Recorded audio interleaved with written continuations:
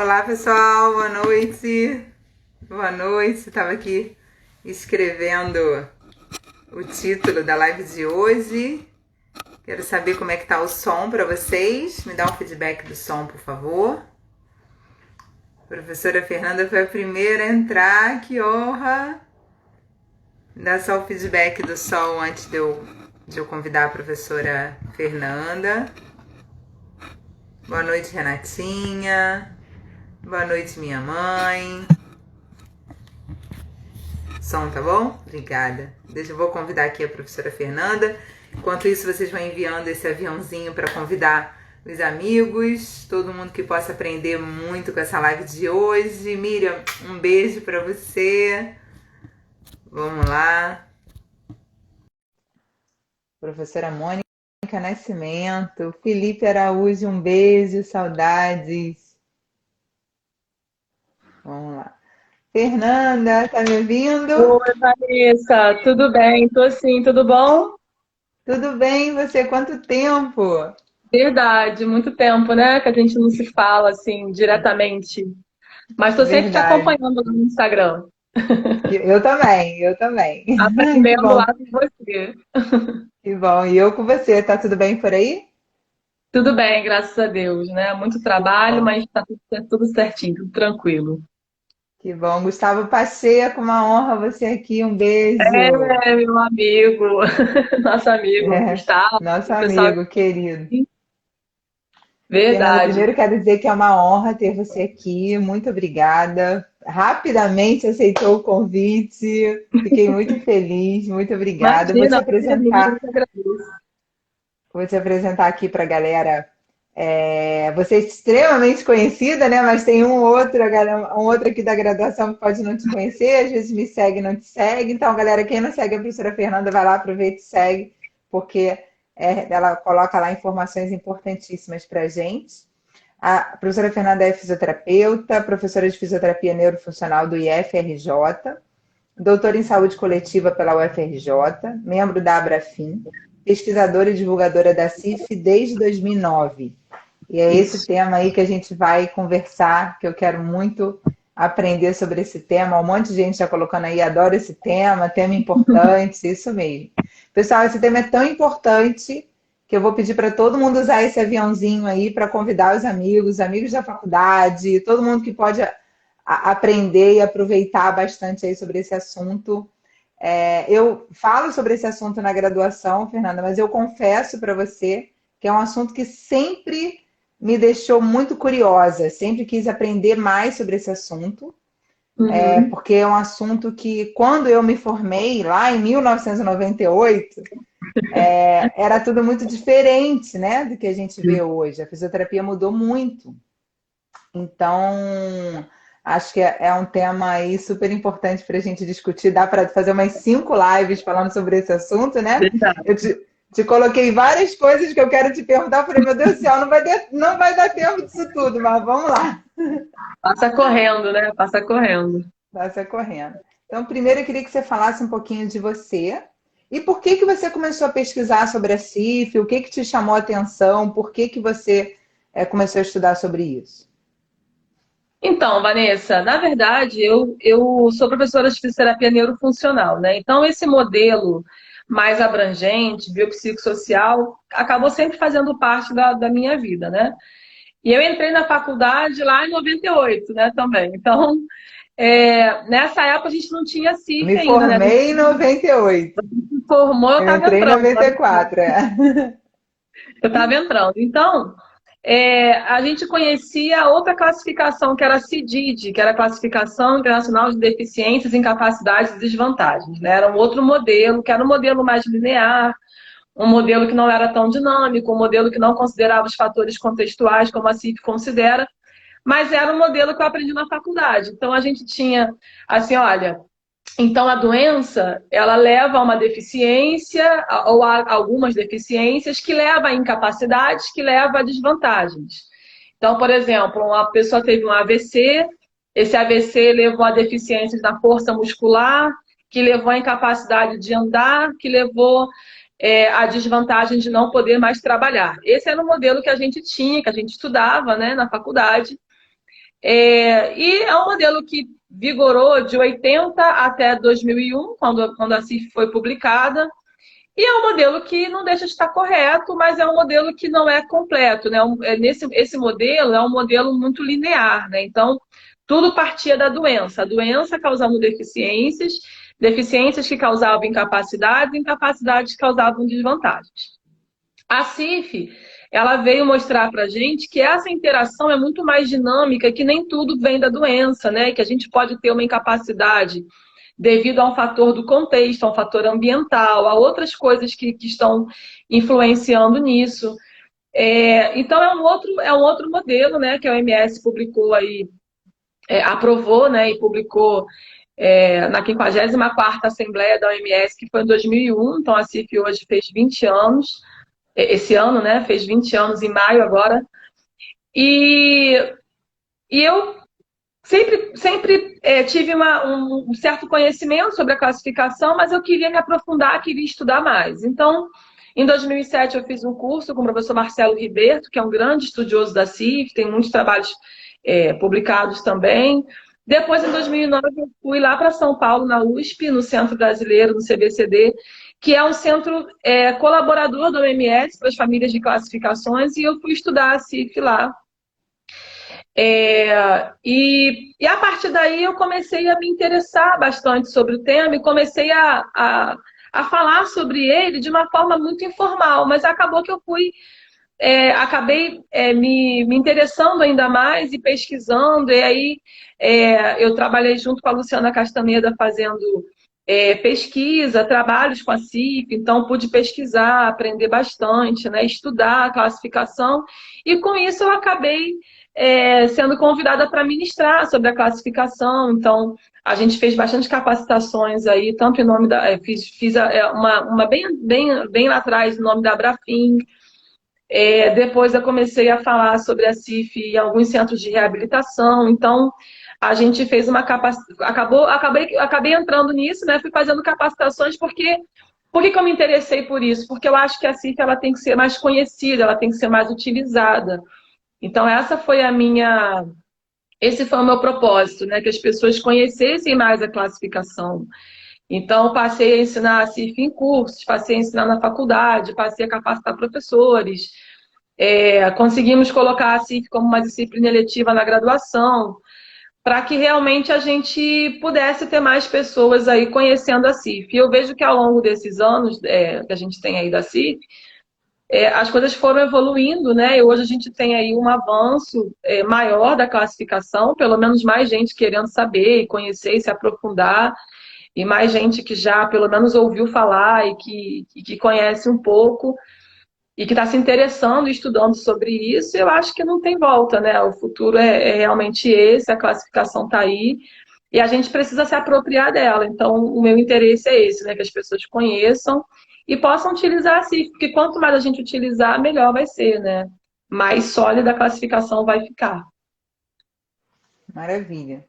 Então, para quem não sabe do que a gente está falando, né? Porque tem uma galera que eu sei que não sabe aí o que que é CIF, ou já ouviu falar, mas, né? Só ouviu falar. Então, eu queria que você explicasse o que que é CIF e trouxesse isso para a traumatortopedia, né? Como que a gente usa a CIF na traumatortopedia?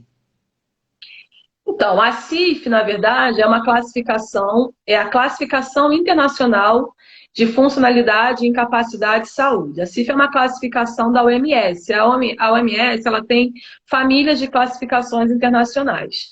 Uma delas todo mundo conhece, que é a CID, né? Que está agora na 11ª revisão, a CID 11. Então, a CID é bem conhecida, já tem muitos anos, é bem consolidada, né? E a CIF, ela tem 20 anos. Ela foi publicada em 2001 pela OMS, foi traduzida em 2003 aqui para o português do Brasil. E a CIF, ela é uma classificação, então, da família de classificações da OMS, ela é complementar à CID, então, porque a OMS foi percebendo que os modelos anteriores não eram suficientes, né? E também, a partir da década de 70, eles foram investindo nessas classificações porque eles perceberam que apenas os dados de morbidade, de mortalidade, não eram suficientes. para descrever a saúde das populações. Então, era necessário uma classificação que falasse sobre funcionalidade, sobre incapacidade. Na verdade, a CIF era uma classificação da OMS que tem o objetivo de descrever a saúde das populações, tem o objetivo de descrever a funcionalidade, né? E ela tem o objetivo de ser utilizada de forma complementar à CID, não de forma substitutiva. A CIF não veio para substituir a CID. Isso é um equívoco que muitas pessoas cometem, né? Um erro. Ela é para ser usada de forma complementar. E ela trata justamente sobre a funcionalidade, a incapacidade. Então, ela classifica a funcionalidade das pessoas, né? Ela também não classifica as pessoas. Era uma classificação em si, né? Ela é uma classificação para classificar a funcionalidade. Então, assim, ela tem objetivos muito abrangentes, né? A CIF, muita gente se confunde, assim, acha que a CIF é uma escala. Não, a CIF não é uma escala. A CIF é uma classificação, né? Ah, então eu vou utilizar a CIF, né? Igual aqui eu uso qualquer outra escala. Não é isso. A CIF é uma classificação muito abrangente, né? Para nos dar um conhecimento aí maior sobre a funcionalidade das pessoas, sobre incapacidade. A CIF, ela tem uma importância muito grande, não só na área da saúde, mas também em outras áreas que são relacionadas à saúde, como, por exemplo, educação, economia. Então, a CIF, ela não se restringe nem à área da saúde, nem muito menos à fisioterapia, né? Que a gente, às vezes, tem essa pergunta assim, a CIF é para fisioterapeuta? Não, só, não, claro que não. Claro que é também, né? Mas a CIF, ela não é uma escala e nem muito menos ela é exclusiva para fisioterapia ou para qualquer especialidade, né?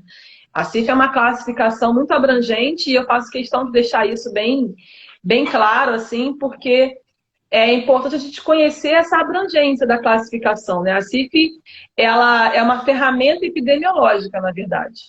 E aí eu posso utilizar a CIF como uma ferramenta estatística, como uma ferramenta para fazer política social, né? Para prover recursos econômicos, né? Para direcionar os recursos. Eu posso usar a CIF na prática clínica, né? Então, assim, a CIF é uma ferramenta epidemiológica que tem várias formas de utilização, de acordo com o meu contexto, de acordo com a minha necessidade.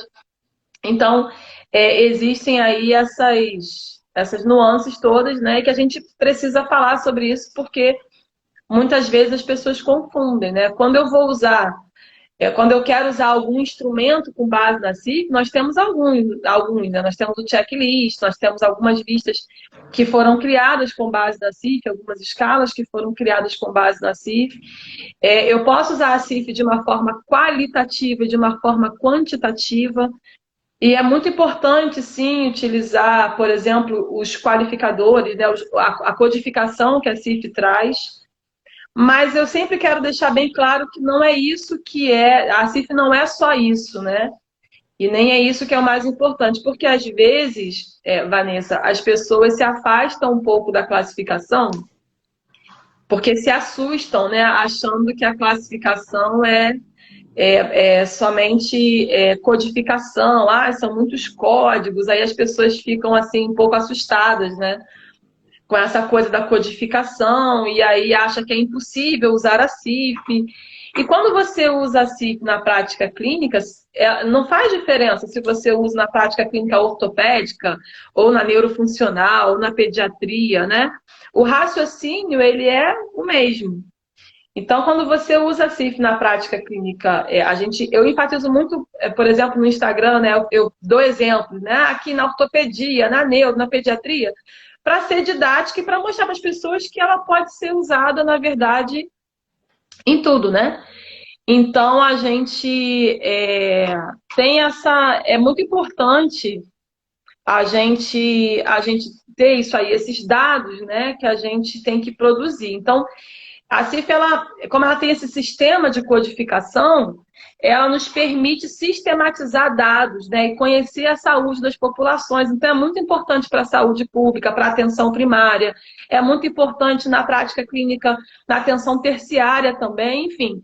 Em qualquer área a gente pode aplicar a CIF. Então, ela é esse modelo, essa ferramenta epidemiológica que nós podemos utilizar aí de diversas formas. Inclusive, a gente vai focar um pouco aqui na prática clínica ortopédica, né? Porque até tem... É interessante, eu faço algumas lives.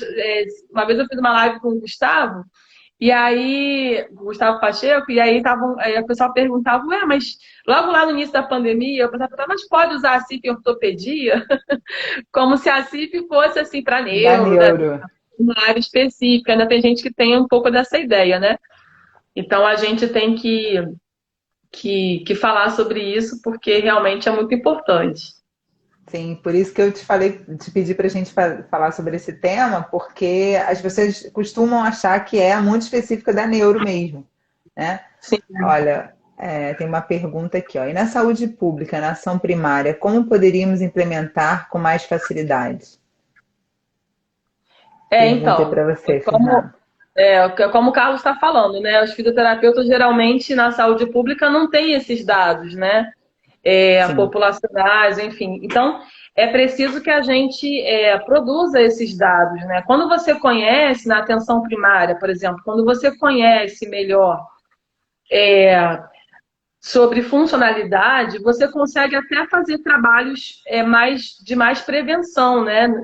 Com relação ao tratamento, com relação às políticas sociais, né? Então, assim, quando você trabalha com a CIF, você conhece e você trabalha ali com todos os componentes que fazem parte ali da funcionalidade, né? Você trabalha com tudo o que diz respeito, que não são só as funções e estruturas do corpo, mas também atividades, participação, fatores ambientais. Então, se você conhece esses dados da saúde das populações, você consegue trabalhar, né, com políticas públicas de saúde muito mais efetivas, muito mais eficazes quando você trabalha com isso, quando você tem esses dados, né? Então, justamente são esses esforços que têm sido feitos, né? A gente não tem uma coisa muito robusta ainda sobre isso, mas o esforço é justamente esse, né? Para que a gente possa ter aí esses dados para trabalhar de forma mais eficaz, realmente, em qualquer forma de atenção à saúde. Tá? Então, isso é extremamente importante. Se eu conheço os dados da funcionalidade das populações, eu consigo, então, entender melhor essa população e entender melhor que tipo de trabalho deveria ser feito, que tipo eu vou ter aí indicadores de funcionalidade, né? Então, eu vou entender o que pode ser feito, por exemplo, até mesmo de forma preventiva, né? Para trabalhar com a saúde das populações. Então, isso é bem importante mesmo. perfeito. A CIF, Fernanda, ela usa o modelo biopsicossocial, né? E o que que é, queria que você falasse um pouquinho da função baseada na CIF, porque até a função a gente tem às vezes dificuldade de entender um pouco sobre tarefa, sobre função. Você até conversou um pouco comigo sobre isso hoje. Eu queria que você falasse um pouco sobre isso para gente. Tá, eu vou falar, só para complementando aqui a pergunta sobre implementação, na verdade, para a gente implementar a CIF, né, em qualquer setor, em qualquer área, a gente precisa primeiro que os profissionais conheçam, que as equipes conheçam, né, que as pessoas se apropriem da classificação.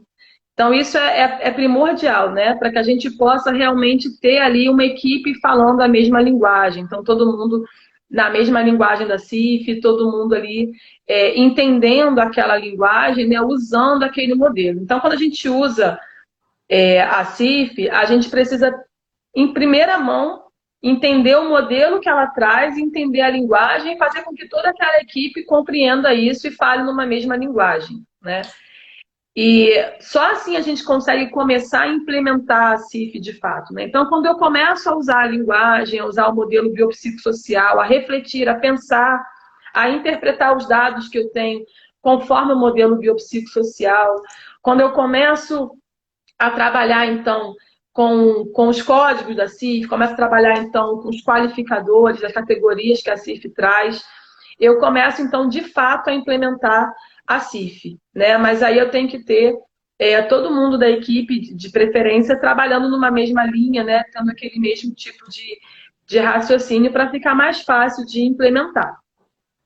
E aí, para tudo isso acontecer, então, para o uso clínico da CIF, para o uso estatístico, para o uso em políticas sociais, para tudo isso, a base é o uso clínico. Então, se eu quero fazer estatística lá na frente, primeiro eu vou me basear no uso clínico, né, nos dados que foram obtidos a partir do uso clínico da CIF. Se eu vou fazer política social, eu vou me basear nos dados estatísticos que foram baseados na prática clínica, no uso clínico. Então, esse uso clínico da CIF, ele tem que ser muito bem embasado, né? Tem que ser muito bem estruturado. Então, as pessoas precisam conhecer a linguagem, precisam conhecer o modelo, porque senão nada faz muito sentido. E é nesse sentido que a gente bate na tecla do conhecimento da linguagem, né? Porque é muito importante conhecer a linguagem da CIF. E aí, quando a gente fala, Vanessa, de função, como você perguntou agora, de função, funcional, funcionalidade, né? Existe aí alguma confusão muito grande, né? Porque função, a definição da CIF, são as funções fisiológicas do corpo. Então, como funções corporais, nós temos, por exemplo, a força muscular, o tônus, a dor, as funções sensoriais, as funções respiratórias, as funções mentais. Isso são funções, né?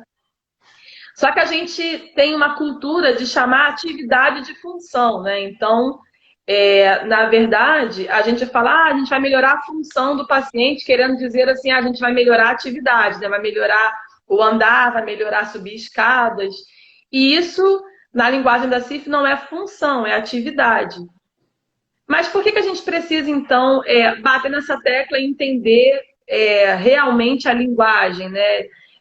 Falar sempre realmente a mesma linguagem. Porque é importante, porque se a gente não falar na mesma linguagem, nós vamos ter aí muitas dificuldades, né, de fazer comparação de dados, nós vamos ter muitos vieses aí científicos.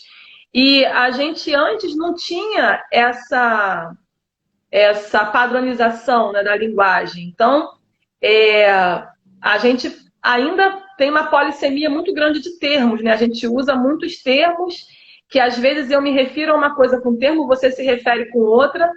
E a CIF veio para trazer essa linguagem padronizada. Essa linguagem que é uma linguagem mais unificada, né? Então é importante que a gente trabalhe com essa linguagem unificada. Ela promove melhoria de trabalho nas equipes, ela promove uma melhoria na comunicação interprofissional, aí isso vai refletir numa melhoria no cuidado do paciente.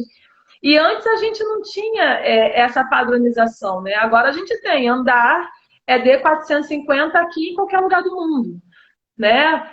Força muscular B730 aqui em qualquer lugar do mundo. Então, a gente tem uma padronização da linguagem, então a gente precisa começar a se atentar para ela e começar a respeitar e utilizar realmente a linguagem. E essa linguagem já é utilizada em tudo hoje em dia, né? Nos artigos, nos livros, nos guidelines. Então, a gente precisa realmente conhecer a linguagem, a gente precisa realmente usar a linguagem. Então, a gente... o termo que eu mais vejo como sendo confundido aí como confusão, porque tem uma herança histórica e cultural, né? Na época que eu estudava também, chamava atividade de função. Então, é uma coisa meio que desapegar, né? De chamar atividade de função, chamar a função, né? Do que realmente é a função, que são as funções fisiológicas do corpo, né? E as tarefas que a gente realiza no dia a dia, na verdade, são atividades, não são função.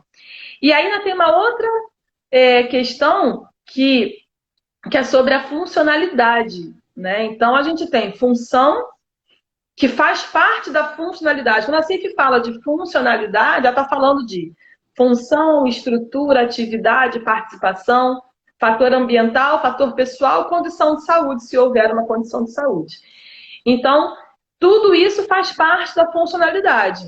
Então, a função é algo que está dentro de algo maior, que é a funcionalidade. A funcionalidade é muito mais abrangente, ela abrange tudo isso que eu falei. Função é uma parte, né, que é um componente que faz parte da funcionalidade, que são as funções fisiológicas do corpo e que não são atividade. Então, vamos separar aí função de funcionalidade e entender realmente o que é a função fisiológica do corpo, né? Muitas vezes a gente vê os trabalhos falando, a gente avaliou função, né? Avaliou incapacidade, avaliou é, é, querendo se referir a alguma atividade, né, como função, na verdade, função não é isso. Então, assim, eu chamo atenção para isso porque há uma importância da gente realmente se atentar para a linguagem, se atentar para o modelo, né? A CIF, ela veio proporcionar essa linguagem padronizada, um dos objetivos é esse. E essa linguagem padronizada faz toda a diferença, né? Para se eu quero conhecer a funcionalidade das populações, tem que ter uma linguagem padrão. Então, isso é muito importante da gente frisar. Você pode dar alguns exemplos de funções para gente? Eu acho que foi o Carlos que colocou aqui que essa linguagem é muito difícil de se aplicar na prática. Eu acho, Carlos, que tudo que a gente começa a fazer, no início é difícil, mas depois, como a gente vai treinando, né? Não sei o que a Fernanda acha, isso vai ficando cada vez mais fácil, né? Mas dá uns exemplos de funções para gente, Fernanda. Então, funções: força muscular, tônus, reflexos, sensibilidade, dor, visão, funções mentais, funções respiratórias, funções cardíacas, tudo que faz parte de qualquer sistema orgânico, né? Tudo que faz parte de qualquer função fisiológica do corpo. Eu não acho que seja difícil a linguagem. O que eu acho é que a gente já tem enraizado na gente alguma forma de falar que a gente usou durante muitos anos, né? E que aí, às vezes, fica difícil da gente mudar esse mindset aí, né? Então, a gente precisa só adequar. Mas o que eu mais vejo assim, de confusão é com relação à função, na verdade.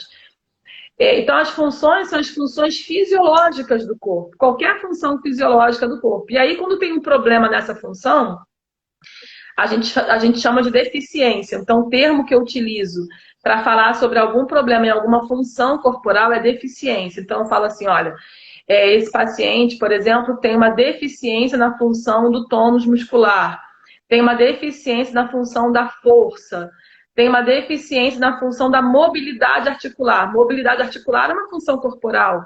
Estabilidade é uma função corporal. Então, isso são funções corporais e que eu tenho problema, eu chamo de deficiência, né?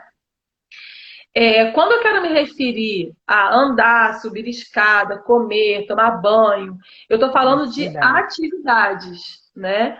E aí eu vou me referir, eu vou utilizar o termo limitação. Se houver algum problema com relação à realização de atividades, eu chamo de limitação de atividade. Então eu vou dizer, olha, esse paciente tem uma limitação para essa atividade, tem uma limitação para essa outra atividade e uma restrição de participação. Então, a participação é como atividade, só que a participação ela está envolvida numa situação de vida, uma situação mais social. Então, por exemplo, comer é uma atividade, mas comer jantando com os amigos já virou participação. Então, participação é sair com os amigos, praticar esporte, estudar, trabalhar, isso é participação. Então, a pessoa pode ter limitações de atividades e restrições de participação.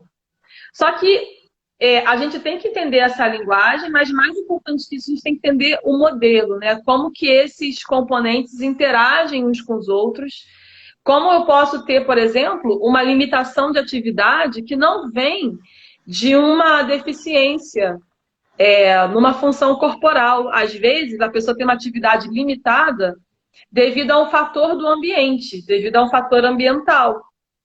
E esse fator ambiental pode ser físico, né, de barreiras físicas que ele encontra, como falta de acessibilidade, construções deficientes, enfim, né?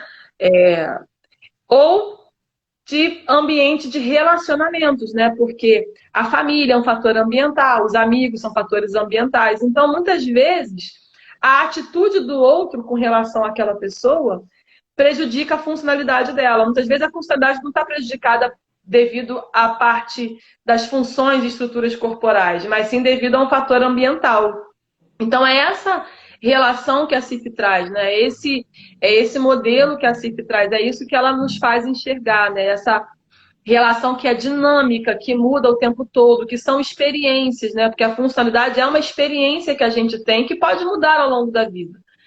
Então, é essa relação que é dinâmica, que é multidirecional, né? Que não tem uma relação de causa e efeito fixada, né? Ah, então eu tenho isso, então isso vai causar isso, que vai levar aquilo. Não, a gente tem que entender a cada pessoa individualmente e o contexto de cada um. Então, o que a CIF trouxe de bastante diferente das classificações anteriores foi justamente esse contexto, né? Os fatores contextuais. Como que os fatores, tanto do ambiente quanto pessoais, influenciam na funcionalidade das pessoas, né? Então, isso aí realmente é um diferencial muito grande. E a gente entender a linguagem é importante por isso, porque a gente vai entender cada um desses componentes e como que eles se relacionam uns com os outros e como que eles interagem aí. Então, isso é que é o importante, né? Então, a gente pode fazer isso. E aí, a gente vai fazer nossa avaliação normalmente, né? Então, aquilo que a gente avalia de funções corporais, como estão perguntando aqui, né? No Pilates ou em qualquer lugar, a gente tem, é, a gente tem aí, como a gente vai fazendo essa avaliação, normalmente, como a gente faz, a gente vai verificar quais são as funções estruturas corporais, né, que têm alguma deficiência ou que estão íntegras, quais são as atividades que estão ou não limitadas, e aí a gente vai ter essa mistura que as pessoas confundem um pouco, né? Funcionalidade e incapacidade, uma coisa não exclui a outra. Eu tenho uma dose de funcionalidade ao mesmo tempo que eu tenho uma dose de incapacidade também. A mesma pessoa que tem, que a gente está olhando para a funcionalidade dela, ao mesmo tempo eu estou olhando para a incapacidade também. Não é uma coisa antagônica à outra, ou eu tenho ou eu não tenho, né? Não é isso que a CIF fala, não é disso que a CIF trata, né? A CIF nos faz entender o que é funcionalidade, o que é incapacidade, e que todo mundo tem as duas coisas numa certa medida, né? Então, assim, há uma confusão muito grande porque as pessoas olham para a CIF como se fosse uma escala, como se fosse um instrumento qualquer, e não é isso. A CIF é uma classificação e ela vai fazer a gente entender um pouco mais sobre a funcionalidade das pessoas, o que está influenciando, o que limita alguma atividade, ou o que facilita alguma atividade, né? Então, eu posso ter fatores ambientais que favoreçam uma atividade, que ampliem, né? Que otimizem a minha funcionalidade. Então, é esse conjunto de coisas, é dinâmico, é complexo e é trabalhando com incapacidade e funcionalidade junto, ao mesmo tempo. Perfeito. Quando eu me formei, isso veio durante muito tempo, né? Você começou falando assim, isso na live. Por exemplo, a gente dava muito diagnóstico de tendinite patelar, tendinopatia patelar, síndrome do impacto. E a gente foi aprendendo que isso era muito baseado no diagnóstico clínico, né? O diagnóstico da doença, né? A gente falava mais da doença. E aí depois vem toda a parte do diagnóstico cinético funcional, e aí depois começaram a falar cada vez mais sobre a CIF. Então, eu queria que você falasse um pouco sobre esse diagnóstico cinético funcional, né? Qual a relação dele com a CIF? Como é que você vê isso? Se usa o diagnóstico para a CIF para o diagnóstico? Queria que você falasse um pouco sobre isso. Sim, eu tenho falado muito sobre isso, né? Todo mundo sempre pergunta bastante sobre. O que acontece? O diagnóstico cinesiológico funcional, ou cinético funcional, da forma como a OMS preconiza, ele trabalha numa forma multidirecional e multidimensional. Ele não trabalha só com uma dimensão, ele trabalha com várias dimensões. Então, a CIF nos permite elaborar esse diagnóstico dessa forma que a OMS preconiza, que é uma forma multidirecional. Ou seja, ele não é centrado no diagnóstico clínico, não é centrado na doença, né? A CIF se afasta da doença, né? Se afasta desse diagnóstico para trazer componentes da funcionalidade. Então, quando eu utilizo a CIF, eu consigo fazer o diagnóstico cinesiológico funcional da forma como realmente ele deve ser feito, dessa forma multidirecional. Por quê? Porque eu não vou estar olhando apenas para funções e estruturas corporais, por exemplo. Eu não vou estar focada no diagnóstico clínico. Eu vou olhar para funções e estruturas, para as atividades, para a participação, para quais são os fatores ambientais daquele paciente, tanto facilitadores quanto barreiras, né? Os fatores pessoais. Então, eu consigo elaborar um diagnóstico cinético funcional muito mais ampliado, muito mais abrangente, muito mais enriquecido. Essa é a proposta que a CIF traz, né? Então, a gente consegue aí ter esse modelo diagnóstico mais abrangente. Então, quando eu vou traçar um diagnóstico cinético funcional, não cabe apenas, né, colocar aquela alteração, uma alteração única numa estrutura do corpo ou numa função corporal. E se eu for fazer um diagnóstico mais completo, eu tenho que elencar ali limitações de atividades, restrições de participação, fatores ambientais que estão presentes naquela situação. Então, o diagnóstico ele é mais completo dessa forma, né? Quando a gente realmente usa todos os componentes do modelo que a CIF traz, né? Então, a gente fala, quando eu falo assim, hemiplegia à direita, né? Eu tô me referindo a uma alteração nas funções corporais e estou dizendo quais são as estruturas comprometidas, mas eu não estou dizendo que limitação de atividade o paciente tem, que restrição de participação que ele tem, né? Eu não estou considerando os fatores ambientais. E se eu fosse fazer um laudo fisioterapêutico, eu teria que trazer tudo isso, né? Todas essas informações, elas são importantes. Então, não cabe mais a gente querer dar um diagnóstico cinético funcional assim tão resumido, né? Tão pobre de informações, né? Porque isso não nos traz muita informação realmente sobre a funcionalidade das pessoas. Então, a CIF nos ajuda a ter esse olhar mais amplo e nos ensina, né, nos mostra como a gente pode, então, efetivamente fazer um diagnóstico mais enriquecido, né? Mais voltado para como ele deve realmente ser, um diagnóstico multidirecional não centrado na doença. Por quê? Porque a doença ela não é ela que dita tudo, né? Então, a CIF entende que qualquer pessoa pode ter uma incapacidade independente de ter alguma doença. Não necessariamente, a deficiência não pressupõe incapacidade e nem a incapacidade pressupõe uma deficiência. Então, a gente tem aí que olhar dessa forma. É isso que a CIF mostra pra gente, né? O modelo da CIF, ele vem para nos mostrar justamente isso. Perfeito. O Carlos colocou aqui, se você poderia, era o que eu ia te pedir agora também, se você poderia dar um exemplo de diagnóstico funcional com todos esses componentes. Então, por exemplo, um paciente que tem um problema no ombro, fala um pouco sobre isso. Pode ser ombro, joelho, enfim. Mas faz um contexto para a gente entender um pouco mais sobre isso dentro da traumatortopedia. Sim, então. Se eu vou fazer um laudo ou se eu vou fazer um diagnóstico de alguém, né, que eu quero um diagnóstico mais completo, com base na CIF, eu vou descrever ali as funções e estruturas que estão deficientes, as principais, pelo menos, né? Se eu estou falando de ombro, então eu posso falar deficiência na mobilidade articular do ombro, deficiência com relação à dor, porque dor é uma função corporal, então na função de dor. E aí, se eu for colocar código, eu até posso colocar a dor é B280.2, ou seja, dor moderada no ombro, com déficit de mobilidade, com alteração da estabilidade.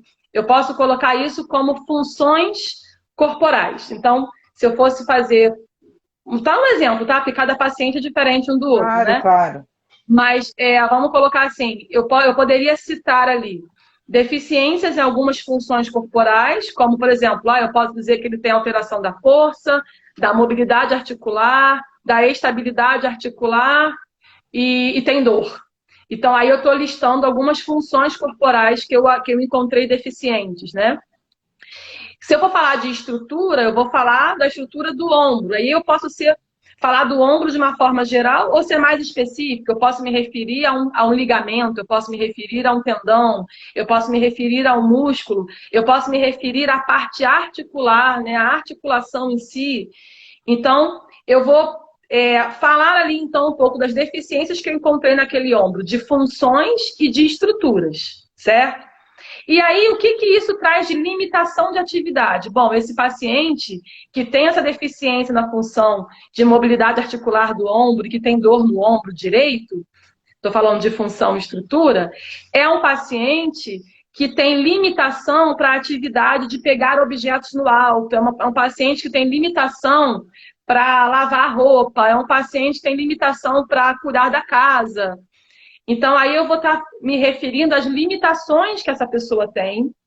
E aí, ele pode ter ficado restrito na participação, por exemplo. Então, ele está restrito para o trabalho, né? Devido à alteração, às alterações todas que eu encontrei, é um paciente restrito para o trabalho, né? Então, ele deixou de trabalhar ou trabalha com muita dificuldade, ou precisa da ajuda dos colegas de trabalho. E aí, quando a gente... E aí a gente pode se referir também aos fatores ambientais que estão envolvidos, né? Então, por exemplo, a medicação está sendo muito positiva para esse paciente e é um fator ambiental que tem facilitado, tem diminuído a dor, ele tem melhorado as suas atividades. A fisioterapia, que é um serviço de saúde, né? Ou um profissional de saúde, está ali também sendo um fator ambiental facilitador, então ele tem obtido bastante melhora com a fisioterapia. Então, isso são fatores ambientais. Né? Existem algumas barreiras também, então ele não tem o apoio da família, ou ele não tem o apoio do chefe do trabalho, então isso deixa ele mais ansioso e com mais dor, leva a mais questões emocionais.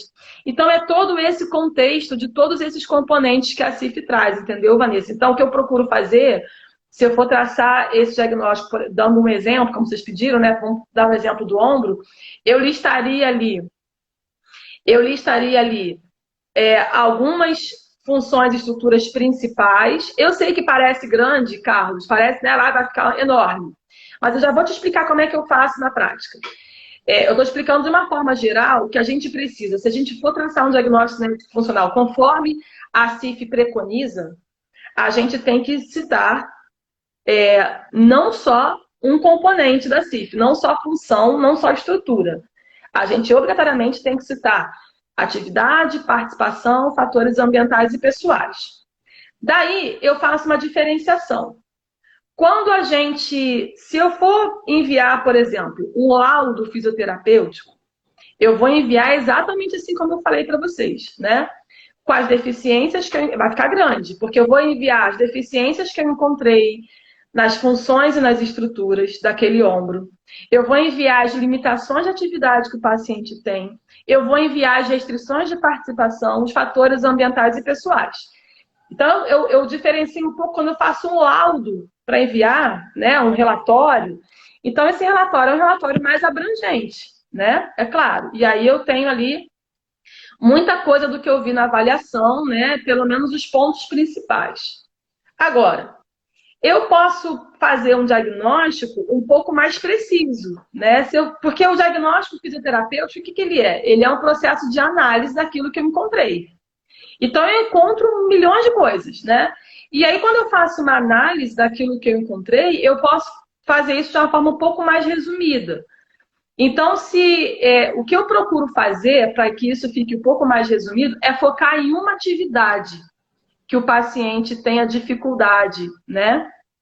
Então, eu posso, por exemplo, meu paciente, eu posso escolher uma atividade. O paciente ele tem uma limitação na atividade, por exemplo, de andar, né?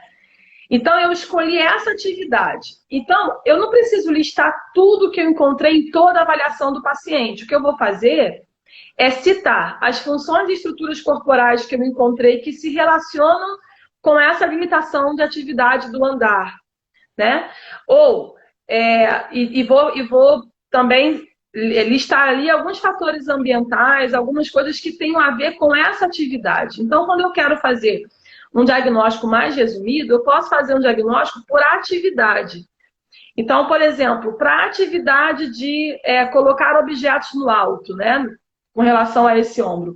O que realmente está afetando? Será que são as funções e estruturas que eu avaliei? Daquele monte de funções e estruturas que eu avaliei, quais funções e quais estruturas que estão realmente atrapalhando aquela atividade de levar um objeto, de colocar um objeto no alto. Então, eu vou selecionar daquilo tudo que eu avaliei, o que eu entendo, qual é a minha hipótese do que leva a isso, né? Do que leva àquela limitação daquela atividade.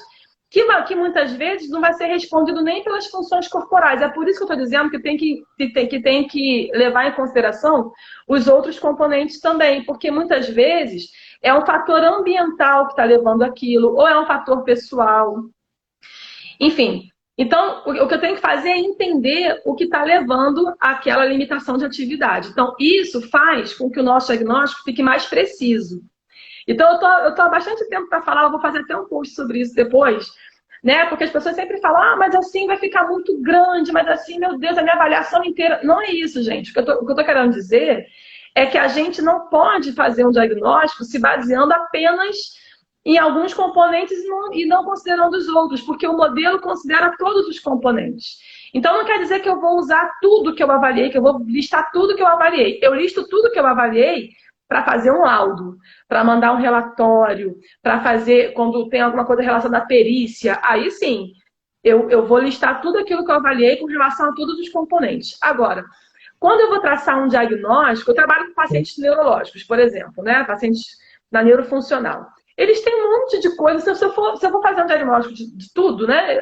Eu vou fazer uma lista enorme de muita coisa que eu encontrei. Então, o que eu procuro... Se você basear em atividade, então, você vai escrever um livro. Vou escrever um livro.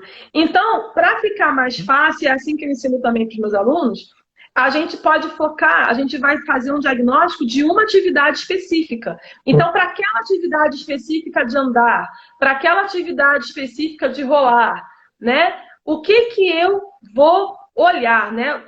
Das funções e estruturas que eu avaliei, de tudo que eu avaliei, o que realmente eu vou considerar para aquela atividade ali como sendo um limitador daquela atividade. Aí eu vou olhar.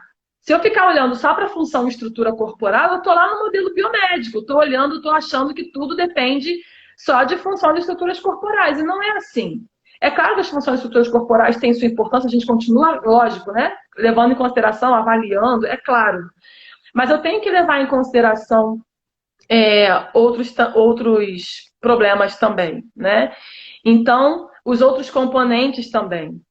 Então, enfim, é isso que a gente procura fazer. Então, traçar um diagnóstico, eu posso escolher uma atividade mais específica e traçar o diagnóstico daquela atividade, por exemplo. Tá? E aí fazer um laudo, aí eu vou fazer um laudo, né, com mais componentes, com mais questões, com mais né, com mais itens, né, do que eu ter mais informações daquilo que eu avaliei. Então, eu acho que assim a gente consegue. Porque o diagnóstico terapêutico é isso, né? Eu olho para o meu paciente, ele não consegue levar um garfo à boca. Por quê? Eu preciso entender o que leva aquilo, né? Isso é fazer um diagnóstico cinético funcional. Então, é a gente criar essas hipóteses, testar essas hipóteses, né? E a CIF, ela nos vem justamente como esse pano de fundo. Então, você me perguntou, como a gente vai usar a CIF na ortopedia, né? No raciocínio clínico, eu vou usar a CIF para o meu raciocínio. Então, assim, eu quero deixar claro, assim, será que a minha avaliação, como que eu trago a CIF para minha avaliação, por exemplo, na ortopedia, né? Para a gente ficar mais aqui, especificar mais a ortopedia. Primeira coisa, eu tenho que pensar se a minha avaliação contempla o modelo da CIF. Se a minha avaliação contempla o modelo biopsicossocial ou se é uma avaliação muito voltada apenas para atividade, para a função e estrutura corporal.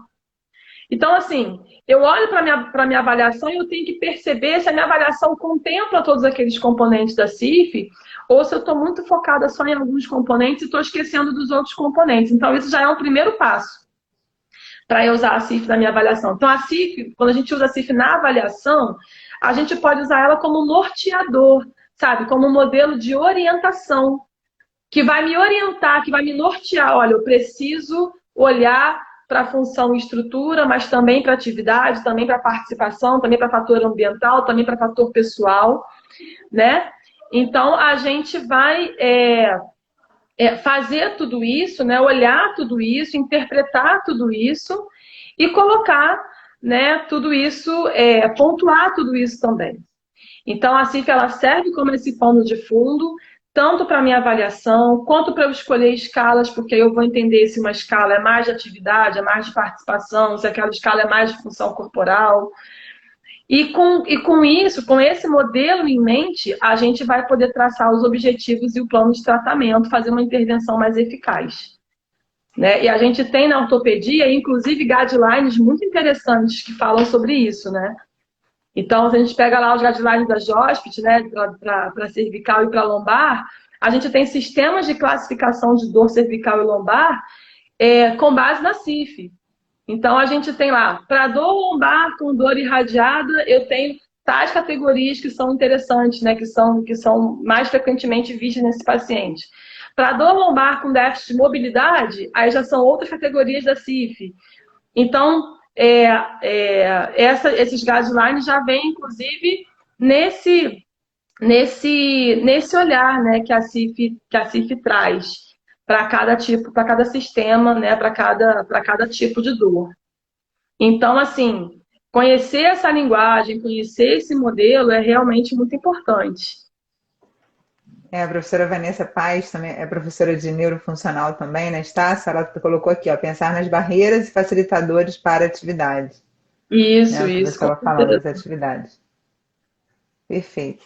Era o que eu ia te pedir para falar agora, que você tinha conversado comigo hoje à tarde, né? Que a CIF ela já está presente nos livros, já está presente nos guidelines, enfim, nos artigos. E a gente precisa estar mais atualizado com essa forma de que a CIF fala, né? Tem Sim. outra pergunta A aqui, ó. gente precisa familiarizar, sim. Então, com o uso da CIF, também conseguimos avaliar a evolução do paciente durante o tratamento, sempre reavaliando os componentes da funcionalidade desse paciente? Exatamente. Exatamente isso. Então, assim, lembrar que a funcionalidade ela é uma experiência, né? É uma experiência com relação a funções e estruturas corporais, atividades, participação, fatores ambientais, fatores pessoais e a condição de saúde da pessoa, se houver uma condição de saúde. Então, essa experiência ela pode mudar ao longo do tempo, né? E é justamente a CIF me permite quantificar isso. Então, com os códigos e qualificadores da CIF, cada item desse que eu listei, eu vou poder quantificar. E aí, por exemplo, meu paciente, ele era, estou falando de paciente, mas a CIF não é só para paciente, é sempre para qualquer pessoa. Mas a gente está falando de paciente porque a gente trabalha com os pacientes e acaba falando sobre isso, né? Então, eu avaliei o paciente, fiz lá a classificação dele pela CIF, ele tem dor, tem dor no ombro, e essa dor é B280.3, ou seja, ela é grave, porque 3 quer dizer um problema grave. E aí, daqui, sei lá, 2 meses, 1 mês, eu faço uma reavaliação e essa dor diminuiu. Então, foi de B280.3 para B280.1. Então, de grave passou para leve. Então, eu vou conseguindo verificar se a minha terapêutica está sendo interessante, né? Se a minha intervenção precisa de alguma reavaliação, se eu preciso mudar alguma coisa. Eu vou acompanhando justamente assim, para me permitindo acompanhar isso, acompanhar esses dados da funcionalidade, que podem ir melhorando ao longo do tempo ou podem ir piorando, depende do contexto da pessoa, depende do que a pessoa tem, enfim. E as pessoas às vezes me perguntam em quanto tempo elas podem fazer a reavaliação e fazer novamente a classificação do paciente pela CIF, né? E aí isso depende muito, porque a gente tem pacientes que de hoje para amanhã, de hoje para a semana que vem, já mudaram vários parâmetros. Eu posso fazer novamente a classificação e ver muita coisa mudada, muita pontuação já modificada, né? Muitos qualificadores já mais alterados. E tem aqueles pacientes que são mais crônicos que você não vai, às vezes, ver uma mudança. Então, eu vou fazer a classificação do paciente hoje, se eu fizer semana que vem, vai ser a mesma coisa, porque não deu tempo ainda de ter uma mudança. Então, o tempo é de acordo com o tempo que eu estou percebendo alguma evolução, que a intervenção realmente está fazendo aí alguma alteração, né? Então, a gente pode trabalhar de acordo com o tipo de paciente que a gente tem, né? Então, às vezes eu trabalho de 3 em 3 meses, de 2 em 2 meses, de 6 em 6, de semana a semana, aí depende de cada caso, tá? Então, essa avaliação, ela é uma avaliação que ela é contínua. A CIF, ela nos dá esse parâmetro quantitativo que pode mudar a cada avaliação, mas a CIF não me serve só para isso, para olhar só para cada ponto, para cada avaliação. Eu vou olhar ao longo, né? Ela vai me dar esse olhar dos meus objetivos centrados no paciente, do meu plano de tratamento. Eu vou entender o que meu plano precisa contemplar, o que as estratégias que eu utilizo precisam contemplar, né? Então, de acordo com aquilo que eu vi na minha avaliação, de acordo com aquilo que eu classifiquei, eu consigo entender as intervenções. Como nós temos, por exemplo, nos guidelines, né? Eles trazem lá para cada sistema, para cada tipo, para cada subtipo de dor, conforme o sistema que eles trazem na linguagem da CIF, eu vou ter intervenções que são mais apropriadas, eu vou ter objetivos mais específicos, né? Então, a gente vai podendo fazer isso aí, esse acompanhamento. Mas a CIF, ela me dá esse panorama geral, esse raciocínio clínico, tá? Então, ela me serve como esse raciocínio para eu trabalhar as minhas intervenções, para eu entender que eu preciso focar em todos os componentes e não num componente só. Então, é muito por aí também. Maravilhoso. Cícero, eu concordo. Essa live está importantíssima. Tem que assistir de novo. Eu sempre falo com meus convidados que eu assisto as lives de novo para poder anotar tudo que os meus convidados falam, porque durante a live eu não consigo anotar. E é sempre muita informação rica. Fernanda, o Instagram daqui a pouco vai cortar a gente. Fala, desculpa, eu te cortei. Não, é porque é muita coisa, né? Eu sei que em live às vezes fica um pouco difícil a gente conseguir colocar tudo, né? Porque não, mas está maravilhoso. É tanta coisa, é tão extenso isso, né? E dá tanta discussão que a gente às vezes não consegue expressar tudo nesse tempo que a gente tem, que já passou, já passou correndo. E a gente fala a beça, né? E acaba muitas vezes não conseguindo. As pessoas às vezes continuam com algum tipo de dúvida porque precisa de um outro embasamento, né, por trás.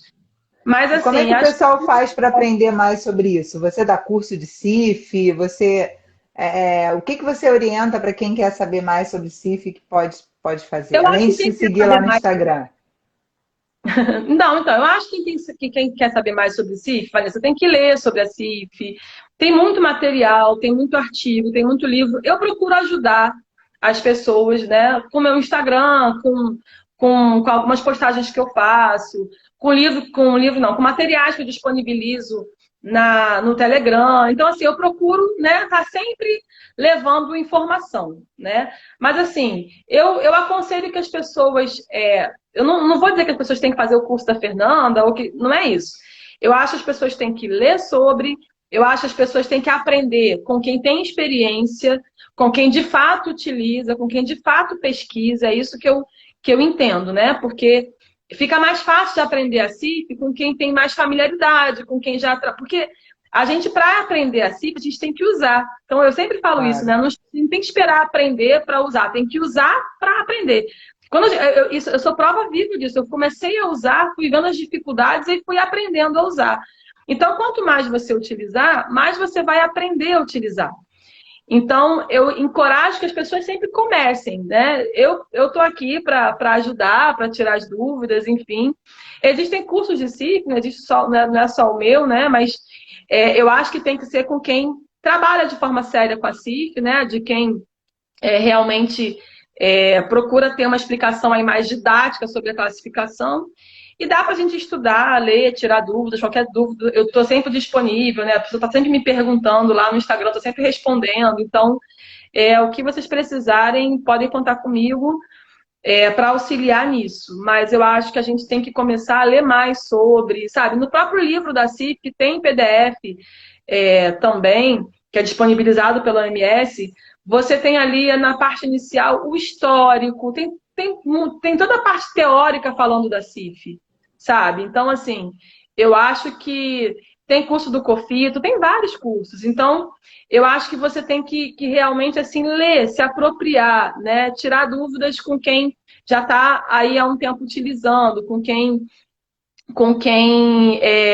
procura fazer isso. Eu procuro fazer um curso menos teórico e mais prático. Assim, eu dou toda a parte teórica da CIF, mas eu falo muito da CIF na prática, porque eu uso a CIF na minha prática clínica, né? Eu sou fisioterapeuta clínica e eu uso a CIF na prática. E às vezes algumas pessoas se queixam que às vezes alguns cursos não tiram as dúvidas todas, enfim, fica muito na teoria, não traz para a prática. Então, nesses anos que eu venho desenvolvendo isso, hoje em dia, o meu curso da CIF, ele é bem, assim, eu procuro mostrar de uma forma bem prática e bem didática como, de fato, a pessoa pode usar e implementar a CIF na sua prática. Então, eu fico feliz que meus alunos saem, assim, realmente entendendo como eles podem começar a usar, com muito menos medo de usar a classificação, né? E não somente uma coisa tão teórica, tá? Mas o que eu aconselho é isso, que vocês estudem, né? Que as pessoas estudem, leiam sobre, não criem uma barreira contra a CIF, né? Não, ai meu Deus, é impossível. Não é. Começa a utilizar, começa a pensar no modelo biopsicossocial que a CIF traz, começa a, pensar, a usar a linguagem. Já está começando a usar a CIF, né? A codificação você tem que aprender, é lógico, mas não faz sentido você aprender codificação se você não sabe embasamento primeiro, não sabe a linguagem, não sabe o modelo, você vai codificar tudo errado, né? Então, isso não é o mais importante, né? É muito importante, mas não é só isso. Tá? A CIF ela é muito importante porque ela não é só essa coisa teórica, ela é um sistema de dados, né? Ela traz aí indicadores de funcionalidade, ela tem todo um arcabouço alfanumérico aí de codificação que é muito importante. A gente tem que utilizar para realmente implementar a CIF na prática. Mas a gente tem que entender primeiro o que ela é e como a gente pode utilizar. Eu acho que é isso. Maravilha. Pessoal, eu vou pedir para vocês fazer as perguntas no Instagram. Vamos ver essa última aqui, Fernanda, porque eu fico com medo do Instagram cortar, gente. Ó, porque os fatores pessoais não são todos classificados, não precisa codificar? Isso, não tem códigos para os fatores pessoais, tá?